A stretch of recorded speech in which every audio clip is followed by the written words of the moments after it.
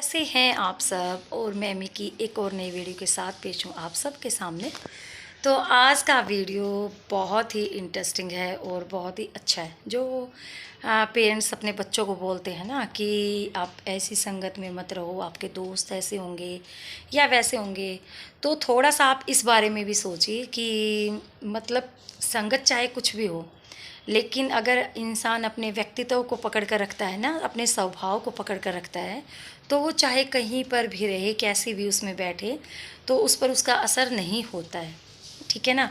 तो मतलब झुंड में रहकर भी अपना अपना अलग अलग स्वभाव हो जाता है। और जैसे कहते हैं ना कि एक माँ बाप के सारे बच्चे एक जैसे नहीं होते, उनका स्वभाव अलग अलग होता है। और हाथ की पांचों उंगलियां एक जैसी नहीं होती, होती तो एक हाथ में ही है ना, तो ऐसा नहीं है। और क्या होता है कि बहुत सारे ऐसे हमारे चारों तरफ, हमारे सराउंडिंग में ऐसे बहुत सारे एग्जाम्पल देखने को मिल जाते हैं कि वो साथ ज़रूर रहते हैं, लेकिन एक दूसरे का उन पर असर बहुत ही कम पड़ता है। ठीक है ना। जैसे एक चंदन का पेड़ होता है और उस पर सांप लिपटे रहते हैं, बेशक वो चंदन का पेड़ उनको शीतलता देता है, लेकिन क्या सांप अपना स्वभाव छोड़ देता है, डसना छोड़ देता है? लेकिन नहीं। लेकिन चंदन शीतलता देता ही रहता है और सांप के अंदर जहर ख़त्म नहीं होता। भले ही उसको ठंडक मिलती है, उसको सुगंध मिलती है, लेकिन देखो चंदन का अपना स्वभाव निखरता रहता है और सर्प का भी अपना वही स्वभाव होता है। चंदन से अलग होते ही वो डंक भी मारेगा और उसके अंदर जहर भी ऐसा ही मिलेगा।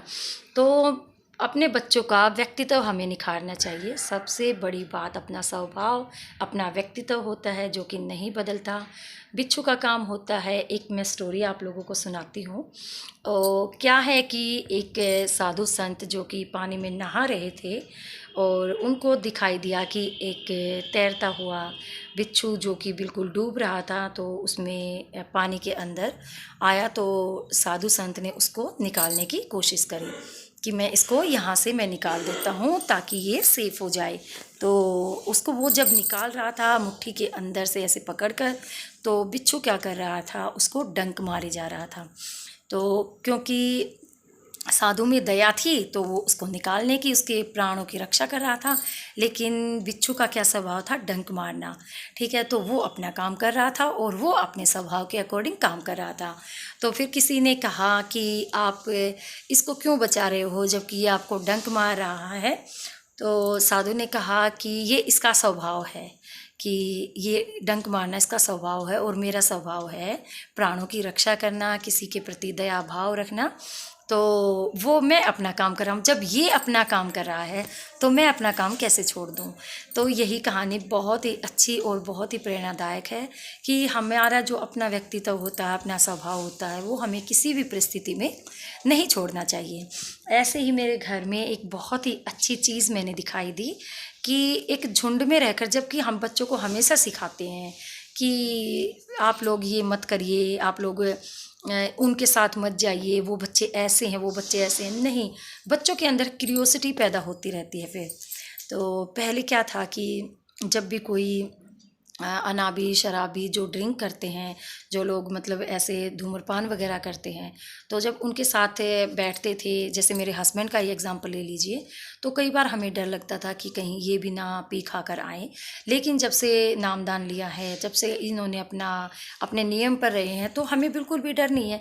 अब ये किसी के साथ भी ऐसे बैठे रहो, लेकिन हमें पता है कि ये नहीं करेंगे ऐसा काम, क्योंकि अब इनका ये स्वभाव बन गया है कि अब इनको नहीं करना है। इनको पता है कि मुझे क्या करना है, क्या नहीं करना है। ऐसा नहीं है कि शराबियों के साथ बैठने से आदमी शराबी हो जाता है, जुआरी के साथ बैठने से आदमी जुआरी हो जाता है, ऐसे नहीं। क्या हम धनवान के साथ बैठने से धनवान हो जाएंगे? नहीं, लेकिन मेहनत से उससे हम सीख ले सकते हैं। वो हमारे ऊपर निर्भर है कि हम उससे क्या सीख सकते हैं और क्या सीखना चाहते हैं।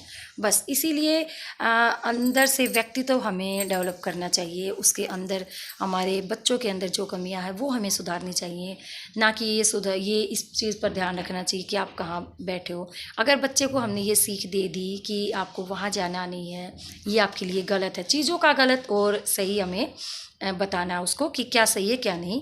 फिर बाकी वो कहीं भी रहें, वो अपने आप खुद समझदार हैं। तो झुंड में रहकर भी उन जैसा नहीं होता, अलग अलग सबका व्यक्तित्व होता है। तो यही चीज़ मुझे आज देखने को मिली, जो कि मैं आप लोगों से ज़रूर शेयर करूँगी। अभी दिखाती हूँ क्या हो मज़ेदार चीज़। मैं आप लोगों को लेकर आ गई हूँ अपनी बालकनी में, और बालकनी में आप लोगों को धूप में दिख रहा होगा ये मेरा एक प्लांटर। अभी मैं कैसे दिखाऊँ आप लोगों को कि इसमें क्या क्या है, मुझे तो धूप में रिफ्लेक्शन का पता नहीं चल रहा था। तो ये देखिए, ये एक ही गमला है, एक गमला है ये, और इसमें देखिए ये है पीपल का पेड़। ये पीपल है शायद, और इसको बड़ बोल रहे थे। और ये एक और है, कुछ फ्लावर का है, पता नहीं क्या है। ये हमारी जो क्या बोलते हैं इसको, जेडी भी उगी हुई है इसी के अंदर, देखो इसी के अंदर सारे। और ये हमारी चमेली फूलों वाली, देखो इसमें फूलों वाली चमेली भी है, पीपल का पेड़ भी है पूजा जो करते हैं, बरगद का बड़ का पेड़ भी है, और ये एक फ्लावर का पौधा भी है, और ये एक जेडी है। ठीक है, तो इसमें एक ही प्लांट में कितने सारे पौधे हैं, झुंड में होते हुए भी, एक ही मिट्टी से खाद वगैरह लेते हुए भी, सबका अलग अलग रूप, सबका अलग अलग काम, सबका अलग अलग स्वभाव, इसी चीज़ को कहते हैं। तो ये देखिए, मैंने अच्छी तरीके से आप लोगों को दिखा दिया है। धूप में ज़्यादा कुछ नज़र नहीं आ रहा होगा शायद, तो मैंने दिखाया आप लोगों को वो गमला। और ये दुपट्टा मैं ओढ़ लेती हूँ बार बार, क्योंकि बाहर पार्क में पापा बैठे हुए थे और धूप भी थी, तो मैं उसको प्लांटर को दिखाने के लिए गई थी। तो ये होता है कि देखो, एक ही मिट्टी है, एक ही गमला है, और उसमें अलग अलग तरह के पौधे ऐसे ही उग गए, पता नहीं कैसे, कि जो बर्ड वगैरह आते हैं ना, क्योंकि दाना लेके आते कहीं कहीं से ऐसे ही, तो वो क्या पता उनके थ्रू इसमें डल गया है। क्योंकि मैंने इसमें तो कुछ भी नहीं लगाया था, एक जेडी मैंने लगाया था इसमें, और मैंने कुछ नहीं लगाया था, अपने आप ही पैदा हो गए वो। और अब क्या करूँगी, कहते हैं ना कि पीपल को उखाड़ते नहीं हैं, और कुछ मतलब इसमें से मैं अलग अलग कटिंग करके अब इन फ्लावर के प्लांट को अलग अलग प्लांटर्स में लगाऊंगी। और मतलब मेन आज का वीडियो यही था कि एक झुंड में रहकर भी इंसान ऐसा नहीं है कि आपस में एक दूसरे की संगत का असर पड़ता है।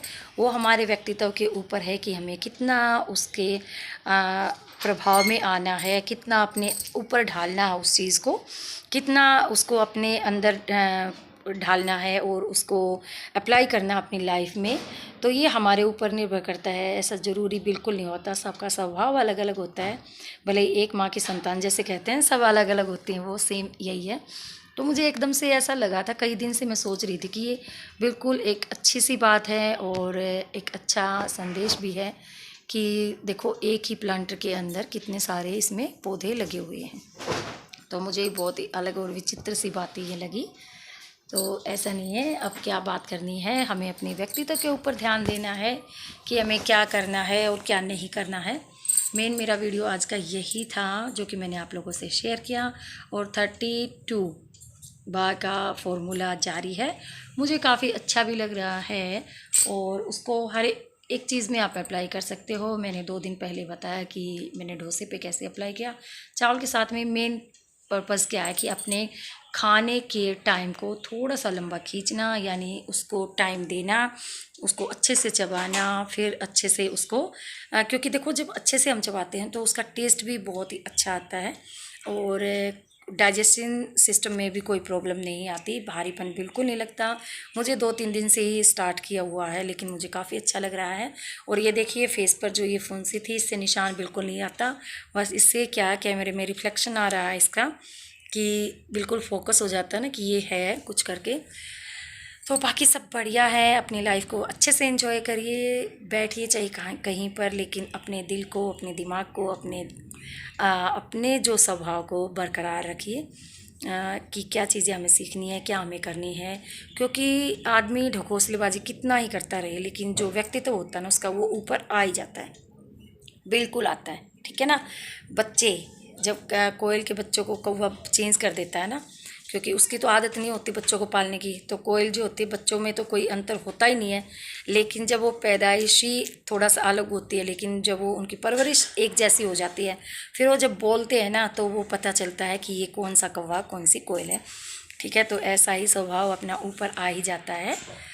तो मिलती हूँ मैं मिकी आपको एक नई और इंटरेस्टिंग वीडियो में। अगर आपको मेरा ये वीडियो अच्छा लगा हो तो प्लीज़ चैनल को सब्सक्राइब कर देना, अगर नए हैं तो वीडियो को लाइक करना।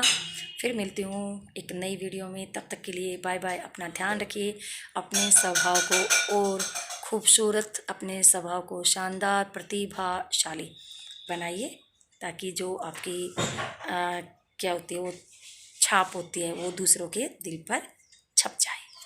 बाय।